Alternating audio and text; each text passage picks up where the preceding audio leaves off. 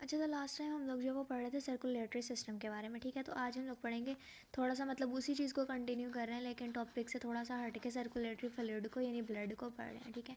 Circulatory fluid किसको? Blood को, ठीक है। अब जो ब्लड है उसके बारे में मैंने पहले भी बताया था कि क्या सर्कुलेटरी सिस्टम का एक कंपोनेंट है, ठीक है। और हम ब्लड के ज़रिए, ब्लड के अंदर अगर मैं कोई भी चीज़ डालूँ, ठीक है, इसमें ऐड करूँ, तो ये जो है किसी भी ऑर्गन को अगर मैंने ट्रांसपोर्ट करनी है तो ये कर सकता है। और इसी वजह से क्या होता है कि जो ब्लड होता है ना उसके अंदर न्यूट्रिएंट्स भी मौजूद होते हैं, और ये न्यूट्रिएंट्स जो वो क्या होते हैं, बॉडी के अंदर हर जगह पे ट्रांसपोर्ट हो जाते हैं। बॉडी के अंदर अगर किसी भी जगह को मुझे फूड सप्लाई करना है तो वो मैं किसके ज़रिए करूँगी? ब्लड के ज़रिए करूँगी, ठीक है। अच्छा, अब इसमें ना हमने कुछ मेन पॉइंट्स पढ़ने हैं, पर जिसमें पहली बात यह है कि जो ब्लड है उसकी कंपोजिशन क्या होती है, ठीक है। तो जो ब्लड की कंपोजिशन होती है ना, ये होती है कि जो ब्लड है ना उसमें दो चीज़ें होती हैं। एक होता है उसके अंदर प्लाज्मा, ठीक है। ब्लड के अंदर क्या होता है? प्लाज्मा होता है। इसके अलावा क्या होता है? सेल्स होते हैं या सेल लाइक बॉडीज़ होती हैं। पहले तो प्लाज्मा पे बात कर लेते हैं, ठीक है। प्लाज्मा से क्या मुराद है? प्लाज्मा से आप ये समझ लें कि इससे मुराद है कि इसके अंदर जो है ना वाटर होगा, ठीक है। अब वाटर कितना होगा? वाटर इसके अंदर होगा, जो प्लाज्मा है ना सारा वो होगा वाटर, ठीक है। अब ये मैं ब्लड की बात कर रही हूँ कि जो ब्लड है उसके अंदर प्लाज्मा भी होगा, सेल्स भी होंगे। तो जो सेल्स होते हैं ना वो ब्लड का 45% बना रहे होते हैं, और जो प्लाज्मा होता है वो जो है ना ब्लड का 55% बना रहा होता है, ठीक है। तो जो प्लाज्मा है उसने ब्लड का कितना बनाया? 55%। अब जो हमारे पास सेल्स हैं वो कितना बना रहे हैं? 45% बना रहे हैं, ठीक है। अच्छा, मैं एक और बात बताती हूँ, वो ये है कि जो ब्लड होता है ना वो हमारे वेट का कितना परसेंट बना रहा होता है? 1/12 बना रहा होता है। मतलब हमारी बॉडी के वेट का 1/12 हिस्सा है जो है वो किसका है? ब्लड का है। मतलब एक इंसान के वज़न का 12वां हिस्सा उसका खून होता है, ठीक है। जैसे इसकी अगर मैं एग्जांपल दूँ तो मैं ये कहूँगी कि अगर किसी इंसान का वज़न 24 किलोग्राम है, ठीक है, तो उसके अंदर जो ब्लड है वो कितना है? वो 2 किलोग्राम है, ठीक है। 2 किलोग्राम उसके अंदर क्या होगा? ब्लड होगा। अब वो मैंने कैसे पता किया? देखो ऐसे, ये जो है 24, मतलब ये जो 1 है ना इसकी जगह मैंने इसका वेट पुट किया, ठीक है। तो 24/12 करूँगी तो मेरे पास क्या आ जाएगा? 2, जो कि 2 क्या है? मेरे पास ब्लड का वेट आ जाएगा। एक बंदे के अंदर कितना ब्लड होता है? 2 किलोग्राम होता है, ठीक है। अब 2 किलोग्राम के अंदर मैंने क्या पढ़ा कि जो है ना वो 55% क्या चीज़ है? प्लाज्मा है, और जो 45% है वो क्या? सेल्स हैं, ठीक है। अब अगर 2 की बात मैं करूँ, ठीक है, तो इसमें क्या है? 1 किलोग्राम, ठीक है। और ये 1 + 1 इसने क्या बना दिया? 2, ठीक है। तो अगर मैं कहूँ प्लाज्मा की बात करें तो वो क्या है? वो 50% से थोड़ा सा ज़्यादा है, और जो 1 है वो कितना है? 1 है 50%, ठीक है। तो हम ये कह सकते हैं कि जो ब्लड है वो कितना हो जाएगा? 1.2 कह लेते हैं, ठीक है।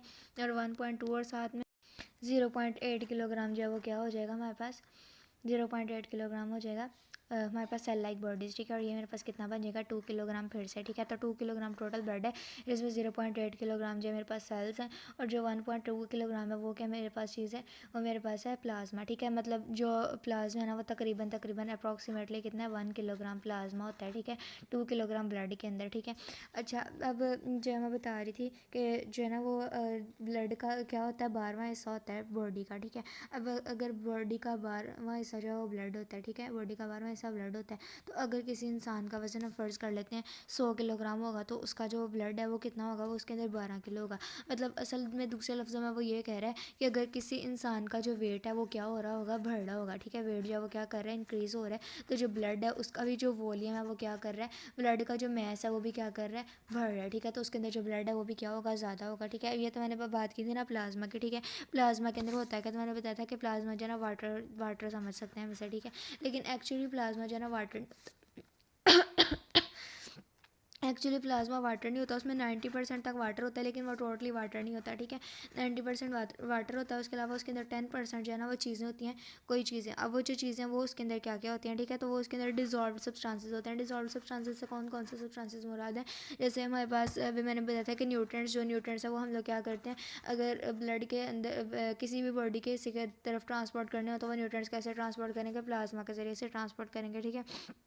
और इसके अलावा जो है हमारे पास प्लाज्मा के अंदर क्या चीज़ें मौजूद होती हैं? प्रोटीन्स होती हैं, ठीक है। प्रोटीन्स के अलावा हमारे पास इनऑर्गेनिक, ऑर्गेनिक आयंस, ये सारी चीज़ें होती हैं, ठीक है। ये सारी चीज़ें हमारे पास किस में होंगी? प्लाज्मा में होंगी, सेल्स के अंदर नहीं होती, ठीक है, सेल्स वाले हिस्से के अंदर नहीं होती। अब ये जो सारी चीज़ें किस में है? प्लाज्मा के अंदर। प्लाज्मा कितना है? 90%। अभी मैंने बताया था कि अगर किसी इंसान का वजन 24 किलोग्राम है तो उसके अंदर 2 किलोग्राम ब्लड होगा, और 1 किलोग्राम उसके अंदर क्या होगा? तकरीबन 1 किलोग्राम उसके अंदर जो है ना प्लाज्मा होगा, ठीक है। और अगर जो प्लाज्मा है वो उसके अंदर प्लाज्मा जो वो उसके अंदर क्या होगा? 1 किलोग्राम होगा, तो उसके अंदर 90% क्या होगा? वाटर होगा, ठीक है। 90% वाटर होने से ये मुराद है कि वो जो 1 किलोग्राम जो प्लाज्मा है ना, 1 किलोग्राम क्या है उसके पास? प्लाज्मा है, तकरीबन 1 किलोग्राम, ठीक है, असल में एक नहीं है। तो उसके पास जो है ना 0.9 किलोग्राम तक, ठीक है, 0.9 किलोग्राम तक उसके अंदर वाटर होगा, ठीक है, और 0.1 किलोग्राम जो होगा वो क्या होंगे उसके अंदर, ये सारी चीज़ें 0.1 किलोग्राम होंगी, ठीक है। मतलब एक इंसान जिसका वज़न कितना है 24 किलो है, ठीक है। अब 24 किलो की वजह से उसके अंदर जो ब्लड है वो कितना होगा 2 किलोग्राम होगा। 2 किलोग्राम की वजह से उसके अंदर 1 किलोग्राम जो प्लाज्मा होगा, तकरीबन तकरीबन 1 किलोग्राम प्लाज्मा होगा, ठीक है। और 1 किलोग्राम प्लाज्मा के अंदर उसके अंदर 0.9 किलोग्राम जो है उसके अंदर क्या होंगे, वाटर होंगे, ठीक है। और 0.1 किलोग्राम उसके अंदर क्या होगा, ये न्यूट्रिएंट्स वगैरह ये सारी चीज़ें होंगी, ठीक है। अच्छा, अब इसके अलावा बात कर लेते हैं हम सेल्स के ऊपर, ठीक है, सेल्स या सेल लाइक बॉडीज़ के ऊपर, ठीक है। सेल्स या सेल लाइक बॉडीज़, तो उसके अंदर पहली बात तो हमें पता है कि क्या चीज़ आती है, रेड ब्लड सेल्स आ जाएंगे, ठीक है। रेड ब्लड सेल्स का जो नाम होता है वो क्या होता है, जो मतलब टेक्निकल नाम होता है, तो उनका नाम होता है एरिथ्रोसाइट्स, ठीक है। आरबीसीज होते हैं, ठीक है, रेड ब्लड सेल्स एरिथ्रोसाइट्स। इसके अलावा होते हैं white blood cells, white blood cells का नाम होता है ल्यूको, और इसके अलावा होते हैं प्लेटलेट्स, ठीक है। अच्छा, अब ये मैं चीज़ें बताती हूँ इसमें क्या क्या होता है। जो पहले तो मैं प्लेटलेट्स के ऊपर बताती हूँ, ठीक है। प्लेटलेट्स पे भी मैं दोबारा भी हूँ, लेकिन सबसे पहले मैं प्लेटलेट्स पे बताती हूँ, ठीक है। तो जो प्लेटलेट्स होते हैं ना, वो अगर मतलब किसी के चोट लग जाए, ठीक है, फर्ज करो ये मेरे पास चोट लगी, ये किसी के चोट लगी, और इसके ऊपर जो है ना एक पैटर्न सा बनने लग जाता है, ठीक है। वो चोट को जो है ना ख़त्म होना शुरू हो जाती है, और उसके ऊपर ये जो चीज़ जो बन रही होती है ना, वो कौन बना रहे होते हैं, वो प्लेटलेट्स बना रहे होते हैं, ठीक है। प्लेटलेट्स जो है ना उसको क्या कर रहे होते हैं, उस ज़ख़म को हील कर रहे होते हैं, ठीक है। प्लेटलेट्स हील करने के अंदर हेल्प करते हैं। अब वो तो हमें पता है कि वाइट ब्लड सेल्स वगैरह ये भी करते हैं, लेकिन वो जो ज़ख़म के ऊपर आके जो उसकी सरफेस के ऊपर लग रहे होते हैं ना, वो प्लेटलेट्स होते हैं, ठीक है। अच्छा, इसके अलावा अब रेड ब्लड सेल्स की बात करते हैं, जिनका मैंने कभी भी क्या नाम बताया, एरिथ्रोसाइट्स बताया, और जो वाइट ब्लड सेल्स हैं उनका क्या नाम बताया, ल्यूकोसाइट्स बताया। मैं बता रही थी रेड ब्लड सेल्स के बारे में। जो रेड ब्लड सेल्स होते हैं ना वो मोस्ट न्यूमरस है, मतलब हमारे ब्लड के अंदर जब वो सबसे ज़्यादा सेल्स अगर पूछे जाए कौन से हैं, तो वो रेड ब्लड सेल्स होते हैं, ठीक है। अब इसकी हम एग्जांपल ऐसे दे सकते हैं कि मेरे पास ना एक डब्बा था, और वो जो डब्बा था वो 1 क्यूबिक मिलीमीटर का था, मतलब उस डब्बे का जो वज़न था वो कितना था, 1 मिलीमीटर क्यूब, इतना वजन, इतना उसका वॉल्यूम था, सॉरी वज़न नहीं था, ठीक है, इतना उसका वॉल्यूम था, ठीक है। अब इस डब्बे को मैंने जो है ना वो खून से भर लिया, अपनी बॉडी का जो खून था ना वो जितना इसके अंदर पूरा आता था वो मैंने इसमें डाला, ठीक है। अब इस डब्बे के अंदर अगर देखा जाए तो रेड ब्लड सेल्स की तादाद कितनी है, 5 से लेके 1/2 मिलियन, ठीक है। इसका मतलब क्या है, 1 मिलियन के अंदर क्या होता है, 1 मिलियन के अंदर होते हैं 10 लाख, ठीक है। 1 मिलियन के अंदर होते हैं 10 लाख, तो जो मेरे पास 5 मिलियन है, इसका मतलब क्या है 50 लाख, ठीक है। 50 लाख या 50.5 लाख रेड ब्लड सेल्स इतने से खून के अंदर इतने ज़्यादा जो है मौजूद होते हैं, ठीक है। लेकिन इस किसके लिए, सिर्फ और सिर्फ मेल्स के लिए इतने जो रेड ब्लड सेल्स हैं वो सिर्फ और सिर्फ किसके अंदर होते हैं, आदमियों के अंदर होते हैं, फीमेल्स के अंदर इतने नहीं होते, ठीक है। लेकिन अगर सेम इतना ही खून जो है वो हम फीमेल का ले लें, ठीक है, तो हमारे पास जो रेड ब्लड सेल्स हैं उनकी तादाद कितनी होगी, इतना ही वॉल्यूम, सॉरी जो है ना वो हम किसका ले लें, फीमेल्स का ले लें, तो उसके अंदर जो कितनी तादाद होगी रेड ब्लड सेल्स की, तो उससे होगी 441/2, मतलब उनके अंदर 40 से 40.5 लाख जो है ना रेड ब्लड सेल्स मौजूद होंगे फीमेल्स के अंदर। मेल्स के अंदर जो है देख सकते हैं उनके जो रेड ब्लड सेल्स हैं ना वो ज़्यादा होंगे, ठीक है। अच्छा, अब इसके बाद हम अगले पॉइंट पर बात करते हैं, वो ये है कि जो रेड ब्लड सेल्स होते हैं ना, पहले तो जब वो छोटे होते हैं, ठीक है, मतलब हम ये कह सकते हैं कि एम्ब्रियोनिक लाइफ के अंदर, ठीक है, तो एम्ब्रियोनिक लाइफ के अंदर जो है वो जो है ना ग्रो करते हैं, और कहाँ पे ग्रो कर रहे होते हैं, मतलब उनकी जो लोकेशन है ना वो डिफरेंट है, वो होती है लीवर या सप्लीन, लीवर और सप्लीन के अंदर जो है ना उन्होंने ग्रो करना होता है, वहाँ पे बनना होता है, ठीक है। लेकिन जैसे ही हम लोग मतलब एक सही वाली लाइफ में आते हैं ना, एम्ब्रियोनिक लाइफ से बाहर आते हैं, तो जो रेड ब्लड सेल्स है ना वो बन रहे होते हैं रेड बोन मैरो के अंदर। रेड बोन मैरो हमें पता है हड्डी के अंदर मौजूद होता है, ठीक है।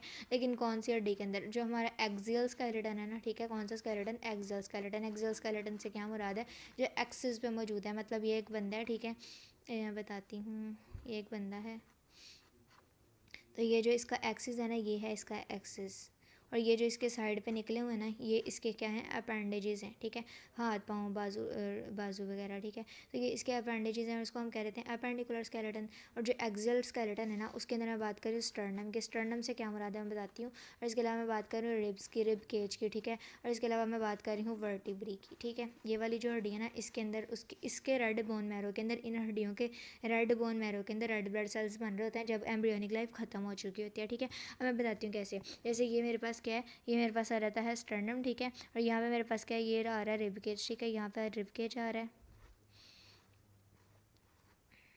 ये जो स्टर्नम है ना, ये रिब केज को जोड़ रही होती है, ठीक है, यहाँ से भी, यहाँ से भी। और जो पीछे से जोड़ने वाली होती है ना, वो हमारे पास होती है वर्टिब्री। ये असल में जो रीढ़ की हड्डी है ना, उसके गिर्द ये हड्डियाँ मौजूद होती हैं, जिनको हम वर्टिब्री कहते हैं या वर्टिब्रल कॉलम कह देते हैं, ठीक है। तो ये जो सारी की सारी हड्डियाँ ना, इन सारी की हड्डियों के अंदर रेड बोन मैरो होता है, उस रेड बोन मैरो के अंदर रेड ब्लड सेल्स बन रहे होते हैं, ठीक है। लेकिन किस लाइफ के अंदर, जब एम्ब्रियोनिक लाइफ खत्म हो चुकी होती है उसके बाद बन रहे होते हैं, ठीक है। अच्छा, अब जो रेड ब्लड सेल्स है ना, वो बार बार ग्रो करते हैं और बार बार ख़त्म होते हैं, उनका एक जो साइकिल वगैरह ना वो चलता रहता है, ठीक है। लेकिन उससे पहले हम ये बात करते हैं कि जो रेड ब्लड सेल होता है ना, उसके अंदर मौजूद क्या क्या होता है। तो पहली बात तो मैं ये बता दूं कि जो रेड ब्लड सेल होता है ना, वो एक प्रोसेस होता है, उस प्रोसेस का नाम होता है एट्रीजिया, ठीक है, एट्रीजिया। इस प्रोसेस के ज़रिए जो रेड ब्लड सेल होता है ना, वो अपने अंदर के सारे की सारी ऑर्गेनेली को ख़त्म कर देता है। मगर हम अगर हमसे मतलब अगर हमसे ये कोई पूछे ना कि ऐसा कौन सा सेल है जिसके अंदर न्यूक्लियस नहीं है, तो वो रेड ब्लड सेल है। अगर कोई पूछे ऐसा कौन सा सेल है जिसके अंदर माइटोकॉन्ड्रिया नहीं है, तो वो रेड ब्लड सेल है। मतलब रेड ब्लड सेल के अंदर कुछ भी मौजूद नहीं होता, कोई ऑर्गेनेली मौजूद नहीं होती, ठीक है। उसके अंदर एक ही चीज़ होती है, वो क्या होती है, हीमोग्लोबिन। और 95% तक हीमोग्लोबिन होती है। और ये जो सारी की सारी चीज़ें इसने खुद ख़त्म की होती है ना, एट्रेजिया प्रोसेस के ज़रिए, वो इसने इसलिए ख़त्म की होती हैं ताकि ये हीमोग्लोबिन को स्टोर कर सके। फिर हम सोचते हैं अच्छा, इसने हीमोग्लोबिन स्टोर करने के लिए इतना काम किया है, लेकिन स्टोर कितनी की, 95%, तो 100% क्यों नहीं की। तो लेकिन जो 5% होता है ना, उसमें भी इसने कोई चीज़ें रखी होती हैं। वो कौन सी होती हैं, हमारे पास होते हैं प्रोटीन्स होती हैं, ठीक है। प्रोटीन्स के अलावा और हमारे पास क्या होते हैं, इसके अलावा एंजाइम्स होते हैं, ठीक है। अब हमें पता है एक बात, इसके अलावा ना आयंस वगैरह भी होते हैं। हमें एक बात पता है कि जो आयंस वगैरह होते हैं, तो ये जो चीज़ें ये क्या करती हैं, ये बाज़ दफ़ा एंजाइम के लिए किसके तौर पे काम करती हैं, एक्टिवेटर के तौर पे काम करती हैं। अब सारी बात है, रेड ब्लड सेल जो उसने कोई ना कोई प्रोसेस भी तो चलवाना है ना, ठीक है। उस प्रोसेस को चलवाने के लिए उसने कुछ एंजाइम्स भी अपने पास रखे हैं, लेकिन वो सिर्फ और सिर्फ 5% बनाना है, बाकी सारा का सारा हिस्सा किसके पास है, हीमोग्लोबिन के पास है। उसने 95% बनाया हुआ है, ठीक है। अच्छा, मैं भी बता रही थी कि जो रेड ब्लड सेल होता है ना, वो क्या करता है, वो डिवाइड करता है, ठीक है। मतलब पहले वो क्या करता है, पहले वो बनता है, फिर वो डिवाइड करता है, फिर वो बनता है, फिर मतलब उसका साइकिल चल रहा होता है, ठीक है। अब उस जो उसका साइकिल है, जो उसका लाइफ स्पैन है, जो उसकी ज़िंदगी है, वो कितनी होती है, तो वो होती है 120 डेज़। 120 डेज़ से क्या मुराद है, 120 डेज़ से मुराद है 4 मंथ्स, ठीक है। 4 मंथ्स तक एक जो रेड ब्लड सेल है ना, वो जिंदा रहता है, उसके बाद फोत हो जाता है, ठीक है। मतलब उसके बाद ये इस प्रोसेस इसने ख़त्म हो जाना होता है। और ये जो मतलब इसने बनना टूटना, ये जो काम है ना, ये फिर लीवर और सप्लीन की हेल्प से कर रहा है। लेकिन अब लीवर और सप्लीन जो है वो क्या है, वो अब एम्ब्रियोनिक लाइफ की बात नहीं कर रहे, असल वाली लाइफ की बात कर रहे हैं, ठीक है। अब इसके अंदर मैं आप लोगों को एग्जांपल ऐसे दे सकती हूँ, जैसे मैं कहती हूँ कि मतलब 120 डेज़ के अंदर, वो 4 मंथ्स के अंदर ये जो है ना टूट रहा है, ख़त्म हो रहा है, ठीक है। तो अब जो एक ईयर है, ठीक है, एक ईयर के अंदर पता है कितने मंथ्स होते हैं, 12 मंथ्स होते हैं, ठीक है। अब एक ईयर के अंदर कितनी दफ़ा रेड ब्लड सेल्स टूटेंगे, तो वो टोटल 3 टाइम्स जो है ना वो टूटेंगे, 3 टाइम्स टूटेंगे। 3 टाइम्स क्यों टूटेंगे, क्योंकि एक साल के अंदर 4 महीने 3 दफ़ा आते हैं। 4 4 8 9 10 11 12, तो मेरे पास क्या हो जाते हैं, 12 मंथ, ठीक है। 12 मंथ पूरे हो जाते हैं एक साल के अंदर, 12 महीने। तो जो पहले 4 महीनों बाद फिर जो है ना इसका साइकिल लगा, फिर ये टूटा, फिर टूटा, फिर टूटा, तो 3 दफ़ा टूटेंगे एक साल के अंदर। अच्छा, अब इससे हम ये भी पता लगा सकते हैं कि एक साल के अंदर जो रेड ब्लड सेल्स हैं वो 3 दफ़ा टूटते हैं। तो मैं ये भी पता लगा सकती हूँ कि एक इंसान की पूरी ज़िंदगी के अंदर उसके रेड ब्लड सेल्स कितने दफ़ा टूटे हैं। तो मैं अपनी एज का कैलकुलेट करके बताती हूँ, ठीक है। तो मेरी एज है 18 ईयर्स, ठीक है। तो यहाँ पे मैं बता रही हूँ कि जो रेड ब्लड सेल्स हैं वो एक साल के अंदर टूटते हैं 3 टाइम्स, ठीक है। तो यहाँ पे मेरे पास टोटल कितने टाइम टूटेंगे, 54 टाइम्स। 54 टाइम्स जो है ना मेरी पूरी लाइफ के अंदर रेड ब्लड सेल्स मेरे टूटे हैं, ठीक है। टूटे भी हैं और बने भी हैं 54। अच्छा, इसके अलावा हम बात करते हैं वाइट ब्लड सेल्स की, ठीक है। तो जो वाइट ब्लड सेल्स होते हैं उनके अंदर क्या होता है, उनका क्या केस होता है, ठीक है। अच्छा, अब रेड ब्लड सेल्स के बारे में हमें एक बात पता थी कि जो वो होते हैं ना रेड कलर के होते हैं, ठीक है। तो जो वाइट ब्लड सेल्स हैं उनका क्या कलर होता है, उनका कोई कलर नहीं होता, वो कलरलेस होते हैं, ठीक है, क्योंकि इनके अंदर कोई पिगमेंट वगैरह जो है वो मौजूद नहीं होता, ठीक है। अब वो जो थे उनके अंदर था रेड कलर, वो रेड कलर जो है ना उनके अंदर हीमोग्लोबिन की वजह से होता है, ठीक है। तो यहाँ पे जो वाइट ब्लड सेल्स है ना, ये कलरलेस होते हैं, ठीक है। अब अगर ये कलरलेस हैं, ठीक है, तो अब हमें इस पर बात करनी चाहिए कि इनके अंदर तो पिगमेंट्स ही नहीं है। अब हम बात कर लेते हैं इनकी तादाद के ऊपर। जैसे हमने रेड ब्लड सेल की तादाद के ऊपर बात की थी, तो वो कितने थे, 5 से 5.5 50 लाख, ठीक है। मतलब इतने थे, 50 लाख से लेके 50.5 लाख, ठीक है। तो ये हमारे पास जो ये कितने होते हैं, ये होते हैं 7,000 से लेकर 8,000 तक, ठीक है। मेरे पास 7,000 से 8,000 होंगे, लेकिन कितने वॉल्यूम के अंदर, ठीक है। तो इसका वॉल्यूम वही सेम है जो हमारे पास किसका था, रेड ब्लड सेल का था। मतलब अगर मेरे पास 1 क्यूबिक मिलीमीटर होगा, ठीक है, 1 क्यूबिक मिलीमीटर होगा, तो इतना मैं वॉल्यूम लूँगी, तो उसके अंदर 7,000 to 8,000 जो वाइट ब्लड सेल्स मौजूद होंगे, इतने ल्यूकोसाइड जो हैं वो मौजूद होंगे, ठीक है। लेकिन ये किसके लिए, ये उन्होंने मतलब स्पेसिफिकली नहीं बताया फीमेल के लिए या मेल के लिए, ठीक है। जैसे वहाँ पे हमें बताया था कि फीमेल के लिए जो डिफरेंट थे थोड़े थे, और जो मेल था उसके लिए क्या था, डिफरेंट थे, ठीक है। अब वाइट ब्लड सेल्स के बारे में हमने ये तो पढ़ा कि भाई ये जो इनकी तादाद है, हमें बड़ा धचका लगा, इतनी थोड़ी, ठीक है।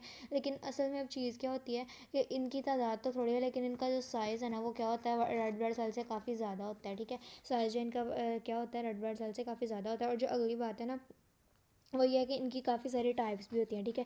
अब हमने रेड ब्लड सेल की कोई टाइप नहीं पढ़ी थी। अब वो जो टाइप है, जो क्लासिफिकेशन है ना, उसकी बेस बहुत ज़्यादा अहम होती है, ठीक है। जैसे अब मैं कहूँ दुनिया में दो तरह के इंसान होते हैं, एक अच्छे होते हैं, एक बुरे होते हैं, ठीक है।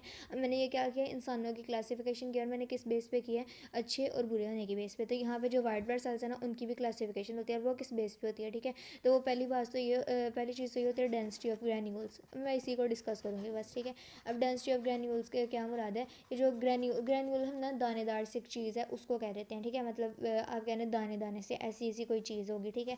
अब वो जो ग्रैन्यूल्स है ना, उनकी डेंसिटी के ऊपर बात कर रहे हैं, ठीक है। मतलब वो ये बात कर रहे हैं, अगर ग्रैन्यूल्स ज़्यादा हैं तो वो कोई और वाइट ब्लड सेल्स होंगे, अगर ग्रैन्यूल्स थोड़े हैं तो वो कोई और वाइट ब्लड सेल्स होंगे, ठीक है। अब उसमें हम बात कर लेते हैं, एक हमारे पास वो सेल्स होते हैं जो कि होते हैं ग्रैन्युलोसाइट्स। ग्रैन्युलोसाइट्स से ये मुराद है कि इनके अंदर क्या होंगे, ग्रैन्यूल्स मौजूद होंगे, ग्रैन्यूल्स क्या होंगे, मौजूद होंगे, ठीक है। और एक होंगे ए ग्रैन्युलोसाइट्स। ए ग्रैन्युलोसाइट्स से ये मुराद है कि उनके अंदर कोई भी जो ग्रैन्यूल्स है ना, वो मौजूद नहीं होंगे, ठीक है। क्या मौजूद नहीं होंगे, कोई भी ग्रैन्यूल मौजूद नहीं होगा। अब इनकी किस्मों की बात कर लेते हैं कि इसके अंदर कौन कौन से जो है ना वो ग्रुप्स आते हैं। तो जो ग्रैन्युलोसाइट्स है ना, उसके अंदर कौन कौन से आते हैं, उसमें हमारे पास आते हैं न्यूट्रोफिल्स। अब ये जो सारे हैं ना, ये ल्यूकोसाइड्स की ही टाइप हैं, ठीक है। सारे के सारे क्या हैं, ल्यूकोसाइड्स की टाइप है। न्यूट्रोफिल्स भी वाइट ब्लड सेल्स हैं, ठीक है। और इसके अंदर कौन से आते हैं, इसके अंदर आते हैं इसिनोफिल्स। इसिनोफिल्स के अलावा आते हैं बेसोफिल्स, ठीक है। इसिनोफिल्स भी आते हैं, और इसके अलावा कौन से आते हैं, बेसोफिल्स। ये सारे के सारे मैंने बताया क्या है, हमारे पास ल्यूकोसाइड्स की टाइप है। ये भी ल्यूकोसाइड्स हैं, ये भी ल्यूकोसाइड्स हैं, ये भी ल्यूकोसाइड्स हैं, लेकिन ये सारे के सारे के अंदर क्या मौजूद है, ग्रैन्यूल्स मौजूद हैं, जिसकी वजह से हम इनको क्या कहते हैं, कि क्या हैं, ग्रैन्युलोसाइड्स हैं। अब एक ग्रैन्युलोसाइड्स की बात करते हैं, तो पहली चीज़ तो जो उसके अंदर आते हैं ना, वो हमारे पास आते हैं बी एंड टी लिम्फोसाइट्स। कौन कौन से आते हैं, बी एंड टी लिम्फोसाइट्स, दो हो गए, ठीक है। बी एंड टी लिम्फोसाइट्स दो, ये जो मैंने इकट्ठे लिखते हैं, ठीक है। और इसके अलावा हमारे पास होते हैं मोनोसाइट्स। अब बी एंड टी लिम्फोसाइट्स और जो मोनोसाइट्स हैं ना, इनके अंदर हमें ये बात पता लग जाती है कि इनके अंदर ग्रैन्यूल्स जो हैं वो मौजूद नहीं है, ठीक है। जब इनके अंदर ग्रैन्यूल्स मौजूद नहीं है, अब इसके अलावा हम बात करते हैं कि जो ग्रैनुलोसाइट्स हैं ना, वो बनते कहाँ पे, मतलब उनकी जो फॉर्मेशन की प्लेस है वो क्या है। जैसे हमने रेड ब्लड सेल की बात की थी, वो रेड बोन मैरो में बन रहे थे, ठीक है। तो ये कहाँ पे बन रहे होते हैं, ठीक है। तो ये बन रहे होते हैं लिम्फ नोड्स के अंदर, किसके अंदर, लिम्फ नोड्स के अंदर, ठीक है। लिम्फ नोड्स में, और इसके अलावा सप्लीन में, और इसके अलावा बन रहे होते हैं टॉन्सल्स में। अब टॉन्सल्स में फ़ौरन से ये बात याद आती है कि जो हमने स्मॉल इंटेस्टाइन पढ़ी थी, स्मॉल इंटेस्टाइन के अंदर हमने टॉन्सल्स पढ़े थे, ठीक है। और हमने टॉन्सल्स पढ़ने के बाद ये कहा था कि टॉन्सल्स के अंदर जो है ना, जो हमारे पास बी लिम्फोसाइट्स बन रहे हैं, जो कि किसके अंदर जिनका रोल होता है, हमारे पास वाइट ब्लड सेल्स जो है ना, उनके अंदर रोल होता है, और वगैरह इम्यून सिस्टम के अंदर इनका रोल होता है, ठीक है। अच्छा, जब हमें ये बात पता लगती है कि अच्छा ये लोग यहाँ बनते हैं टॉन्सल्स में, सप्लीन में, ठीक है, लिम्फ नोड्स में, तो फिर हम ये सोचते हैं ग्रैनुलोसाइट्स कहाँ बनते हैं, ठीक है। तो जो ग्रैनुलोसाइट्स है ना, वो भी सेम जैसे रेड ब्लड सेल्स बनते थे, वैसे ही रेड बोन मैरो के अंदर बनते हैं, रेड बोन मैरो के अंदर, ठीक है। अच्छा, अब जो अगली चीज़ है ना, वो ये है कि जो हमारे पास होता है ना, ये मोनोसाइट्स का काम क्या होता है, ठीक है। तो जो मोनोसाइट्स होता है ना, इन्होंने 16 से लेकर 20 घंटे तक, इतनी देर तक जो है ना, इसने क्या करना होता है, ब्लड के अंदर ही रहना है। इन सेल्स ने क्या करना है, 16 से लेकर 20 घंटे तक, ठीक है। मतलब एक पूरा दिन नहीं होगा, लेकिन आधे से ज़्यादा दिन जो ये इन्होंने कहाँ पे रहना है, इन्होंने रहना है ब्लड के अंदर, ठीक है। और ब्लड के अंदर बाद में जाना है इन्होंने टिश्यूज़ के अंदर, ठीक है। ब्लड से निकल के एक मतलब तकरीबन एक दिन के बराबर ब्लड के अंदर रहना है, और ब्लड के अंदर रहने के बाद इन्होंने टिश्यू में जाना है। टिश्यू के बाद अंदर जाने के बाद इन्होंने क्या बन जाना है, टिश्यू मैक्रोफेज बन जाना है, ठीक है। अब मैक्रोफेज में पता है वो क्या काम करते हैं, खाने का काम करते हैं, मैक्रोफेजी एक्टिविटी शो करते हैं, ठीक है। मतलब वो क्या करेंगे, जो भी चीज़ जो अनडिजायर्ड मटेरियल होगा उसे खा जाएंगे, ठीक है। अच्छा, अब मैं एक चीज़ बताती हूँ, हमने पढ़ा था कि जो 120 डेज़ है वो जो है ना लाइफ स्पैन है किसका, आरबीसीज़ का। तो क्या वाइट ब्लड सेल्स का लाइफ स्पैन भी ये, बिल्कुल भी नहीं। जो वाइट ब्लड सेल्स होते हैं ना, उनका लाइफ स्पैन जो है वो मंथ्स पर भी मुहित होता है, और सालों पर भी मुहित होता है। मतलब उनका जो लाइफ स्पैन है वो काफ़ी ज़्यादा बड़ा होता है रेड ब्लड सेल्स के मुकाबले में।